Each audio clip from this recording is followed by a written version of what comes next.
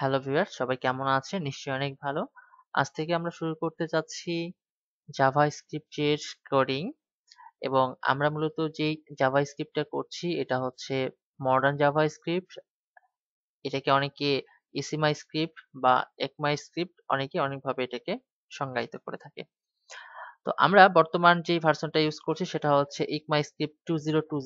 এটা 11th addition জাভাস্ক্রিপ্টে। এই যে দেখুন এখানে আছে। আপনারা চাইলে এইভাবে অনলাইন করলে অনেক তথ্য আপনারা পাবেন। ঠিক আছে? এবং এটা আসলে এই যে 11th এডিশন ECMAScript 2020। ওকে? ওকে।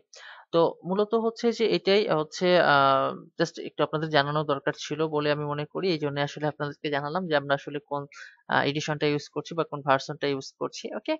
আচ্ছা, এই যে পূর্বে আমরা আ একটা ফোল্ডার তৈরি করে রাখছি এবং এটাকে হচ্ছে আমরা ইউজ করব। হ্যাঁ?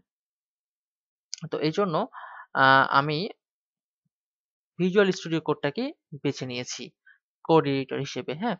তো আমরা একটু কাজ করি। আমরা এগুলোকে ভ্যানিশ করে দিই। একটু ওকে। আচ্ছা, আমরা একটা এখান থেকে ফোল্ডার নিয়ে নিই। সরি।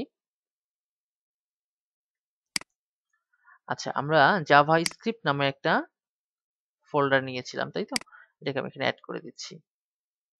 ওকে, এই যে চলে আসছে এবং হচ্ছে যে আমরা যেহেতু HTML CSS জানি সেহেতু আমরা আসলে এখানে হচ্ছে যে HTML এর যে ডিফল্ট যে স্ট্রাকচার সেটা কিভাবে আনছি এটা আসলে আর বলার প্রয়োজন মনে করছি না। হ্যাঁ? ওকে, আমরা এটাকে একটু ওকে। আচ্ছা, তো আমরা আ যেহেতু আজকে জাভাস্ক্রিপ্ট এর কোড করব, জাস্ট আমরা এখানে লিখলাম জেএস কোড। JavaScript code. আচ্ছা, আমরা আর কিছু লিখছি না। আমরা হচ্ছে যেটা করব সেটা হচ্ছে যে আমরা একটু দেখি যে এটা ঠিকঠাক মতো কাজ করছে কিনা। আমরা h1 লিখলাম, দেন হচ্ছে লিখলাম JavaScript. Okay, and then save করলাম। এটাকে আমরা যদি লাইভ সার্ভারে ওপেন করি, ওকে, আমার এই কাজটি হয়ে গেছে। হ্যাঁ? আচ্ছা, এরপরে আমরা এর পরের ভিডিওতে আমরা যেটা দেখব সেটা হচ্ছে যে সিনট্যাক্স, ঠিক আছে? জাভাস্ক্রিপ্ট এর সিনট্যাক্স সম্পর্কে আমরা জানবো। ওকে?